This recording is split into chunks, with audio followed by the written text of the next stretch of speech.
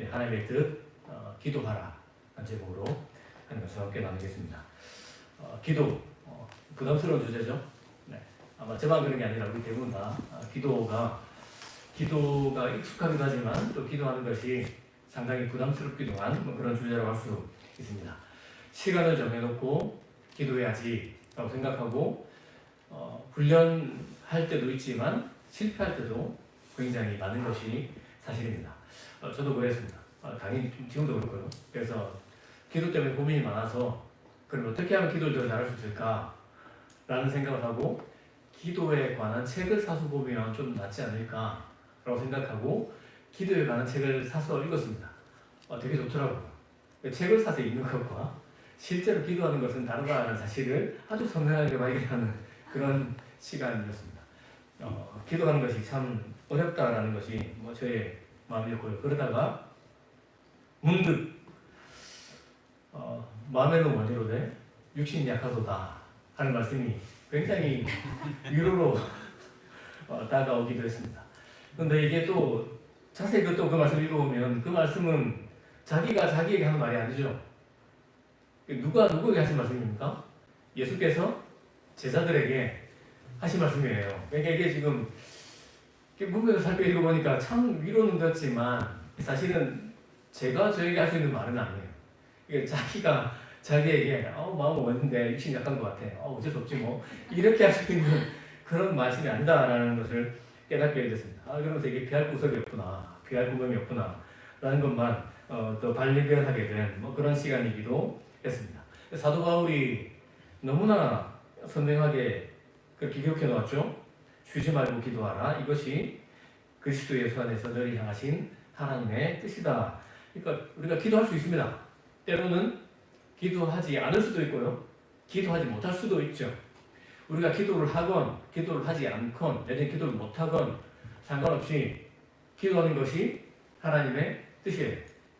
우리가 그 뜻을 이루어가는 사람이 되는가 아니면 그 뜻과 좀 상관없이 사는 사람인가 이 정도의 구분이 있을 뿐 기도하는 것은 너무나 명백한 하나님의 뜻이다라고 가르쳐주고 있습니다. 자, 그렇다면 이게 지금 굉장히 부담스럽죠. 쉬지 말고 기도하라. 쉬지 말고. 이 말씀 데살로니가전서 5장 16, 17, 18절 앞에 항상 그다음에 쉬지 말고 범사에 다 같은 말입니다. 그렇게 보시면 돼요. 같은 말 다른 단어라고 보셔도 괜찮은데요. 쉬지 말고 기도하는 것이 과연 가능한가? 라는 질문 혹시 안 해보셨는지 모르겠습니다. 쉬지 말고 기도하는 것이 이게 가능할까? 저는 이런 질문이 자주 들거든요. 성경에 읽다 보면 이런 질문이 생겨요. 이게 가능할까? 아니면 불가능한데 하나님께서 우리에게 이걸 적어놓고 한번 해봐라. 된지 안 된지 한번 이렇게 하나님 약올리고 싶어서 이렇게 하신 것일까? 아니면 굉장히 큰 부담감을 턱하니 얹어주고 한번 잘 해봐. 네가 잘하냐 볼게. 이런 마음 아니지 않겠습니까? 하나님 그런 식의 얄궂은 좀 그런 마음을 가진 분이 아니잖아요. 그렇다면은 이게 된다는 그런 의미인가? 라는 것도 우리가 생각해 볼 수 있습니다.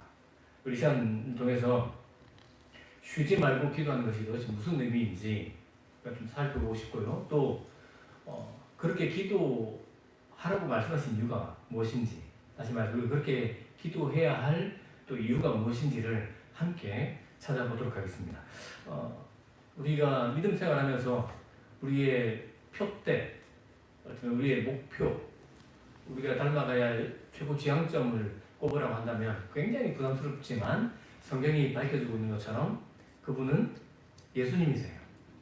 우리가 예수님을 닮아가야 하고 예수 그리스도의 장성한 분량에까지 자라가야 하고요. 이것은 이 땅에서뿐 아니라 우리 하나님 나라에서도 끊임없이 그 예수를 더 깊이 사귀어가면서 닮아갈 거라 생각해요. 그렇다 보면은 예수님의 행적을 살펴보면 쉬지 말고 기도하라는 말씀의 진짜 의미가 무엇인지 우리가 여기서 좀 더 선명하게 찾아낼 수 있습니다. 예수님의 기도 생활을 살펴보면서 통찰과 지혜를 얻고 싶은데요. 누가복음 22장 39절 말씀을 화면에 뜹니다. 화면에 뜨기 때문에 함께 읽어보겠습니다. 시작. 예수께서 나가사 습관을 따라 감람산에 가시매. 예수께서 감람산에 가셨는데 이게 습관을 따라 가셨다라고 기록해 놓았죠. 이 감람산에 가셨다는 것은 바람 쐬러 가신 것은 아닙니다. 이때는 기도하러 가신 거거든요. 잡히기 직전에 기도하러 가신 거예요. 그런데 누가는 이것을 기록하기를 예수께서 습관을 쫓아 감람산에 가셨다라고 기록해 놓고 있고요. 그래서 제자들도 예수님께서 감람산에 가실 때에 예수님 기도하러 가시는구나 라고 생각했어요. 그러니까 예수께서 습관을 쫓아 감람산에 가시고 산에 가신다든지 한적한 곳으로 가시면 제자들은 알았어요. 예수님 지금 뭐하러 가신다? 기도하러 가신다 라는 것을 아셨습니다. 성경을 보면 예수님이 12제자들을 따로 세우실 때에는 밤을 세우셔서 기도하셨고요. 또한 정말 피곤하셨는데도 불구하고 이른 새벽에 일어나서 하나님께 나아가서 기도하기도 하셨죠. 우리가 방금 읽었던 누가복음 22장 39절 말씀은 잡히시기 전날 밤이에요. 그러니까 이제 잡혀서 내일이면 십자가에 달려 돌아가실 텐데 그 전날 밤에 예수께서 잡히실 것을 아셨거든요. 그런데도 예수께서 기도하러 가셨습니다. 예수님 정말 새벽에도 기도하셨고 제자들을 세울 때는 아주 중요한 일을 할 때는 밤을 세우면서 기도하셨고 또 잡히시기 전에는 밤에 가셔서 기도하셨습니다. 정말 습관이었습니다. 기도가 예수님의 거룩한 습관이었고요. 예수님은 말 그대로 쉬지 않고 기도하시는 분이라고 그렇게 우리가 말할 수 있거든요. 그렇다면 예수님이 일상생활을 다 포기하고 기도했는가? 라는 질문이 생기지 않습니까? 아니거든요. 예수님 제자들과 여행도 하시고 제자들을 가르치기도 하시고 또 잠도 주무셨고 병자를 고치시고 귀신을 내쫓으시기도 하셨고요. 바리새인들이나 서기관들, 율법학자들과 사두개인들과 논쟁을 벌이기도 하셨죠. 그리고 예수님 잔치집에 참여하시기도 하셨고 또 죄인들과 병자들, 가난한 사람들, 각종 세리들을 초대하셔서 잔치를 열어주시기도 하셨습니다. 일상생활이에요. 예수님이 일상생활을 하셨는데 그럼에도 불구하고 예수님 향해서 우리가 기도하는 삶을 살았다라고 말해도 하나도 이상하지 않고요. 그것을 의심하는 사람도 아무도 없습니다. 이게 그러면 도대체 이게 어떤 의미일까라는 쉬지 않고 기도하는 삶이 도대체 어떤 의미일까라는 질문이 생기게 되고 그에 대한 대답을 요한복음에서 찾을 수 있습니다. 두 곳 말씀을 읽어보겠습니다. 먼저 요한복음 5장 19절 말씀입니다. 화면에 듭니다. 요한복음 5장 19절 말씀 같이 읽겠습니다. 시작. 그러므로 예수께서 그들에게 이르시되 내가 진실로 너희에게 이르노니 아들이 아버지께서 하시는 일을 보지 않고는 아무것도 스스로 할 수 없나니 아버지께서 행하시는 그것을 아들도 그와 같이 행하느니라. 한 군데 더 읽어보겠습니다. 요한복음 8장 28절입니다. 시작. 내가 스스로 아무것도 하지 아니하고 오직 아버지께서 가르치신 대로 이런 것을 말하는 줄도 알리라. 요한복음 5장과 요한복음 8장 이 말씀 보면 5장은 예수께서 행하시는 일들이 하나님 아버지께 본 것, 아버지가 하시는 것을 보고 그것을 그대로 행하신다라고 말씀하고 있고요.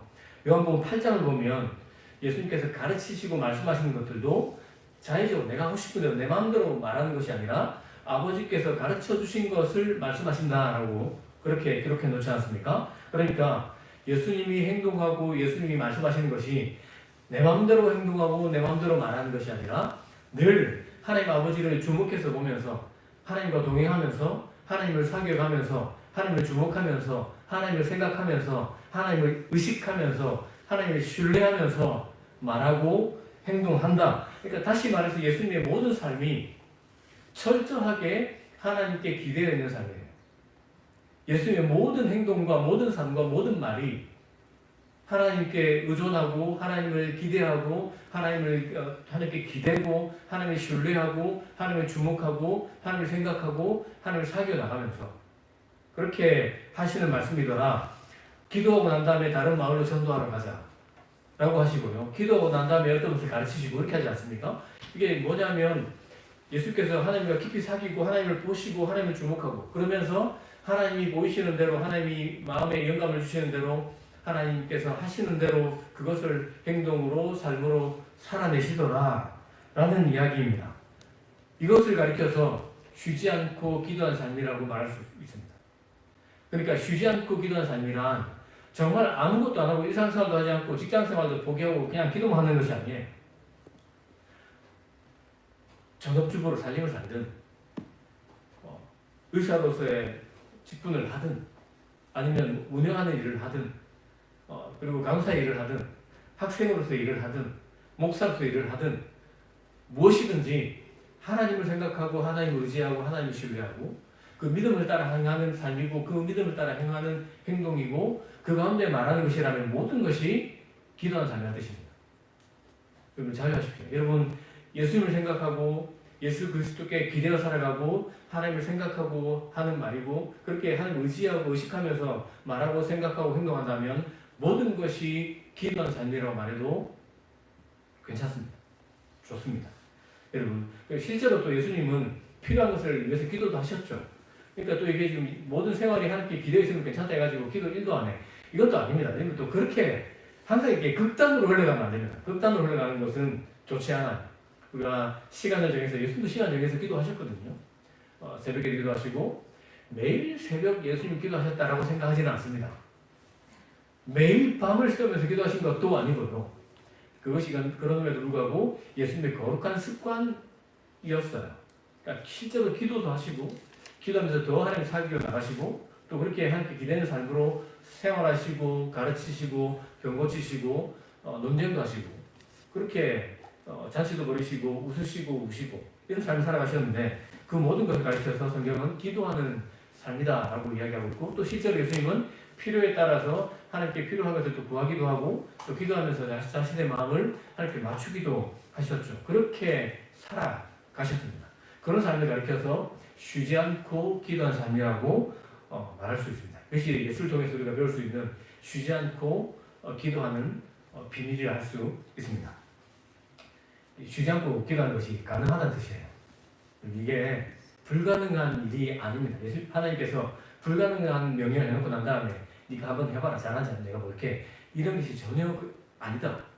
오히려 하나님과 더 깊이 사귀어 나가면서 하나님을 가까이 하면서 기도하는 삶을 살아가기를 바라신다. 그것이 정말로 나를 향한 우리를 향한 하나님의 뜻이구나라는 사실을 기억하면서 일상의 삶 속에서 기도하는 삶을 살아가면 좋겠습니다. 그런데 한 걸음 더 나가고 싶습니다.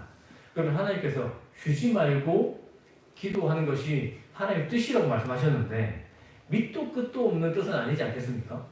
그렇게 기도하라고 하신 데는 분명한 목적이 있고 분명한 이유가 있지 않겠습니까? 쉬지 말고 우리가 기도해야 할 이유가 무엇인지 그 대답을 좀 찾아보고 싶습니다. 학생들이 있죠. 이게 학생들이 있는데 공부할 이유를 알면 공부를 좀 더 적극적으로 해요. 내가 공부해야 되겠구나. 이걸 깨달으면 좀 더 적극적으로 공부를 하고요. 직장인들도 있는데 내가 일해야 될 이유, 나에게 주신 이 일에 대한 하나님의 뜻을 분별하게 되면 더 잘 일을 하는 법이죠. 마찬가지로 기도해야 할 이유, 쉬지 말고 기도해야 할 이유를 하나님 가르쳐 주셨는데 그것을 알면 우리가 이전보다 훨씬 더 잘 쉬지 않고 기도하는 삶을 살아낼 수가 있기 때문에 그 이유를 한번 찾아보고 싶습니다. 하나님은 우리의 모든 필요를 이미 알고 계십니다. 실제로 알고 계시고 또 채워주시고 좋은 것 주시기를 원하시는데요. 그 하나님이 그럼에도 불구하고 기도하라고 하신 이유가 있습니다. 에스겔서 36장 37절 말씀을 한번 같이 읽어보고 싶은데요. 이 말씀도 같은 맥락에서 볼 수 있습니다. 에스겔서 36장 37절 말씀을 같이 한번 읽겠습니다. 시작. 여호와께서 이같이 말씀하셨느니라. 그래도 이스라엘 족속이 이같이 자기들에게 이루어주기를 내게 구하여야 할지라. 이 에스겔서는 나를 빼앗기고 바벨론에서 포로 생활을 할 때에 기록한 성경인데요. 에스겔에게 하나님이 환상을 보여주셨습니다. 에스겔서 36장이 하나님께서 에스겔에게 보여주신 그 환상인데 환상이라기보다는 약속이에요. 내가 이렇게 할 거야. 내가 너희들에게 이렇게 해주겠어. 이런 약속의 말씀이고요. 이것은 이스라엘 백성들이 이렇게 해주세요 라고 기도하기 전에 주신 말씀이에요. 하나님 이거 이렇게 되고 싶어요. 그러니까 간절히 기도하니까 이걸 꼭 해주시면 좋겠습니다 라는 맥락에서 주신 말씀이 아니고 하나님이 먼저 그냥 주셨어요. 너희들을 회복시켜 줄 것이고 새롭게 할 것이고 소망을 줄 것이고 막 이런 어떤 어마어마한 약속을 주시거든요. 나라 뺏기고 종노릇 종살이하고 있는 그들에게 주신 약속의 말씀인데 굉장히 놀라워요. 성령을 부어줄 것이다. 온전하게 할 것이다. 하는 일마다 다 잘 될 것이다. 풍성한 소산을 얻을 것이다. 너희가 완전히 정말 온전히 새롭게 될 것이다. 이런 약속의 말씀을 주시는데 이게 때를 써서 기도한 것도 아니고 하나님께 먼저 기도해서 구한 것도 아닌데 먼저 일방적으로 약속을 해주신 하나님께서 덧붙여서 주신 말씀이 그래도 이렇게 해주기를 기도해야 된다. 해요. 좀 이상하지 않습니까? 이게 읽어보면 그러니까 아버지가 차를 사줄게 일단 그렇게 했어요. 아버지 자전거 사줄게. 아버지가 약속한 거야. 그러면 아버지 사주겠지라고 생각했는데 그래도 사달라고 졸라야 돼. 이거와 똑같아요. 이분가 이상해요. 그러면 아들 입장에서는 장난해? 뭐 이럴 수 있잖아요. 약 올리는 건가 이거 지금? 뭐 이런 생각이 들 수 있거든요. 충분히. 자전거 빌려서 충분히 이런 생각 할 수 있거든요. 그런데 하나님께서 하신 말씀이에요. 이것도 아들, 딸과 좀 관계 속에서 또 아들도 있는데 한번 이해해 보시면 좋을 것 같은데요. 제가 두 아들과 딸을 기르고 있는데 요구하는 게 있어요. 자전거를 사주세요. 베이스 페인팅을 사주세요. 이걸 요구를 해요. 정말 자주 요구를 해요. 그 요구하는 게 싫을까요? 아니면 좋을까요? 저희 아빠 입장에서 아들이 나에게 딸이 아빠에게 아빠 이거 좀 해주세요. 아빠 저거 좀 해주세요. 맨날 좋은 것은 아닐 수 있어요. 매번 좋은 것은 아닐 수 있지만 주로 좋아요. 근데 아들이 나에게 부탁하는 것 자체가 기쁜 일이고 감사한 일이죠. 그리고 해줄 수 있다는 것 자체가 굉장히 좋아요. 그런데 이게 밑도 끝도 없이 맨날 부탁한다고 해서 다 해주는 것은 아니지만 이런 부탁 또 이런 떼쓰는 것 그것 때문에 실제로 일어나는 일이 뭡니까? 아들과 아빠 간의 대화입니다. 그리고 뭐 자식이 아빠 해주는 거 다 필요 없어요 하고 한마디도 안 해요. 엄마가 해주는 거 저는 다 필요 없습니다 하고 찾지도 않아. 여러분 그렇다 생각해 보십시오. 그 절망적입니다. 그거. 그래서 어쩌면 이스라엘 백성들이 포로 생활하고 있으면서 절망하고 있는 상황이기 때문에 어쩌면 너 이거 필요하잖아. 내가 이거 해줄게 라고 먼저 말씀하시는지도 몰라요. 너 이거 필요하잖아. 내가 알고 있어. 그래도 그것을 기도하면 좋겠어. 왜냐하면 왜 이런 나를 빼앗긴 일이 일어났습니까?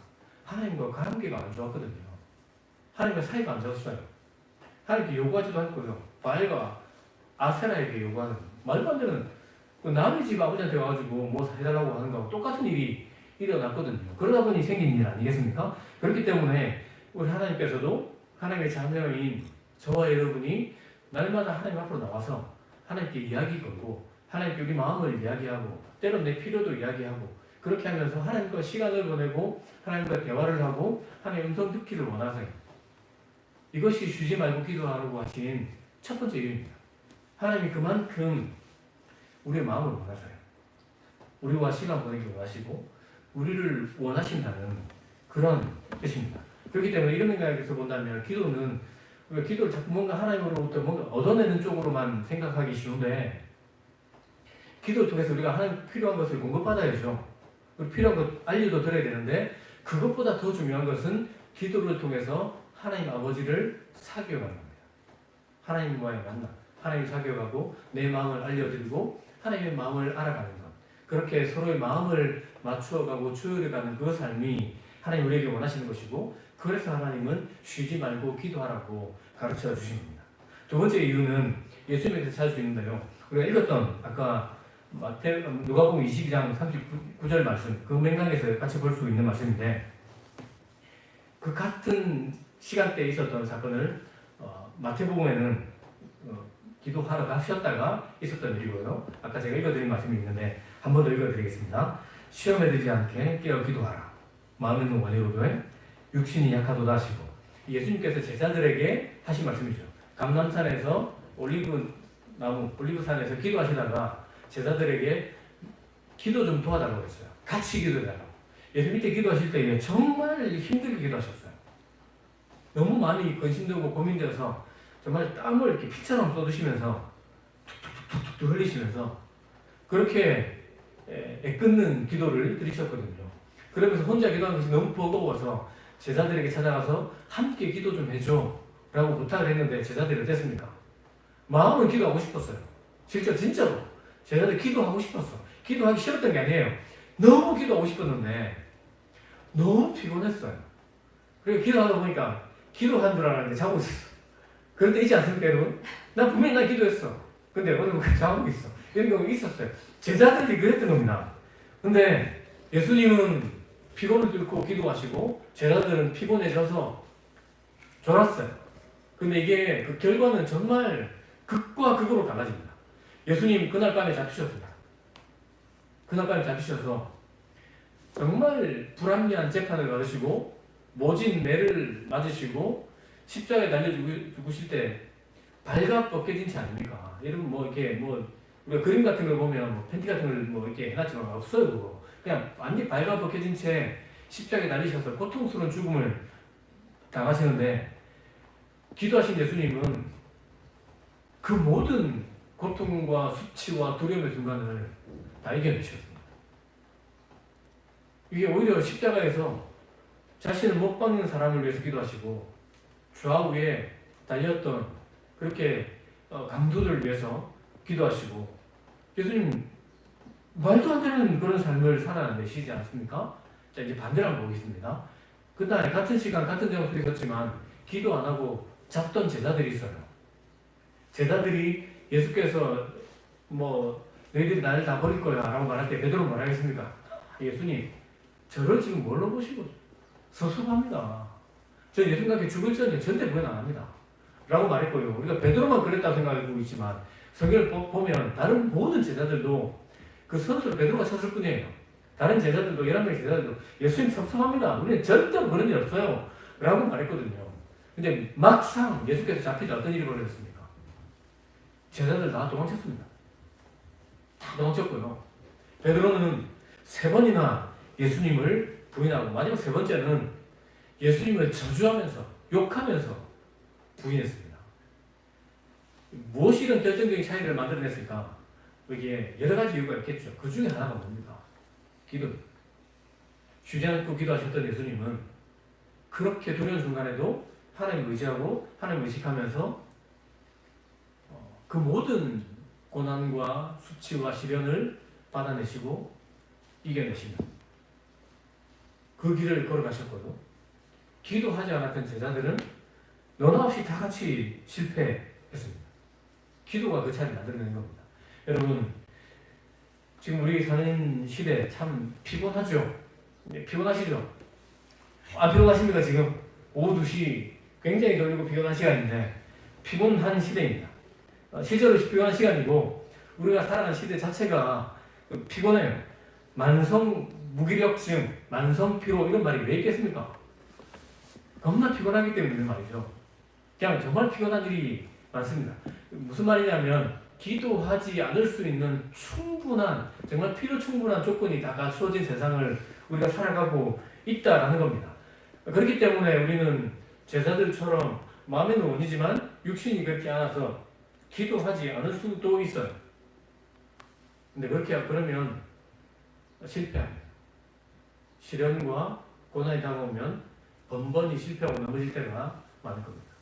여러분 틈을 내서 기도하고 정말 우리가 예수께서 하셨던 것처럼 늘 하나님을 의지하고 하나님을 신뢰하면서 기도하는 삶을 살아낸다면 이런 실패하고 넘어진 순간이 줄어들 겁니다. 정말 문제 많은 세상이고 세상이 우리를 미워하잖아요. 예수 믿는 사람 미워해요. 그래서 세상 살아가지만 기도하면 우리는 승리하게 될 것이다. 그래서 우리 하나님께서는 우리가 이 세상을 넉넉히 이기며 살아가기 바라시기 때문에 우리에게 쉬지 말고 기도하라라고 말씀하신 겁니다. 세 번째는 예레미야 33장 3절 말씀을 한번 읽어보겠습니다. 화면을 보면서 예레미야 33장 3절 말씀 함께 읽겠습니다. 시작. 너는 내게 부르짖으라. 내가 내게 응답하겠고 내가 알지 못하는 크고 은밀한 일을 내게 보이리라. 이 말씀은 시위대 뜰에 갇혀 있었던 예레미야에게 주신 하나님의 말씀이에요. 예레미야가 예언 활동을 하고 선지자 활동을 하면서 미움을 엄청나게 받았어요. 그러니까 굉장히 미움을 받았거든요. 그 살해의 위협도 엄청나게 당하고 굉장히 고통스러웠어요. 그래서 늘 울었잖아요. 이게 하나님 주신 말씀을 전하면 미움을 받아, 매를 맞고 살해 위협도 당하고, 그러니까 하기가 싫어. 안 하면 속에서 불이 또 타올라. 그러니까 예레미야가 늘 울었어요. 그게 별명이 눈물의 선지자잖아요. 이게 정말 그러면서 갇혀 있는 상황이거든요. 그때에 하나님께서 예레미야에게 하신 말씀입니다. 너는 내게 부르짖으라. 답답하지? 그러니까 기도하라는 거예요. 그러면 내가 너에게 응답해 주겠다. 그뿐만 아니라 네가 알지 못하는 크고 은밀한 일, 이 답답한 시대를 살아낼 수 있는 그 비전을 주시겠다는 뜻입니다. 하나님은 백성에게 기도할 때에 하나님께서 무언가를 보여주시고 기도할 때 응답해 주실 뿐 아니라 이 무기력하고 이 답답하고 이 피곤하고 사방으로 우겨 싸는 것 같은 그리스도를 미워하는 것 같은 세상을 살아낼 수 있는 비전을 보여주시겠다라는 겁니다. 실제로 이런 일이 많아요. 모세가 기도했을 때 아말렉과의 전쟁에서 이겼죠. 다윗이 기도할 때는 가는 곳마다 승리했고요. 히스기야는 기도하면서 생명의 연장을 받기도 했지요. 이사야는 기도하러 성전에 들어가다가 하나님의 영광을 보기도 했고, 요나는 물고기 속에서 기도하면서 두 번째 세컨 찬스죠. 정말 두 번째 기회를 얻고 하나님 뜻을 이룬 사람이 되었죠. 다니엘이 기도하면서 사자의 입을 닫는 역사가 일어났고요. 여러분, 마가의 다락방에서 120명의 성도들이 기도하면서 그곳에서 성령의 충만함을 입었죠.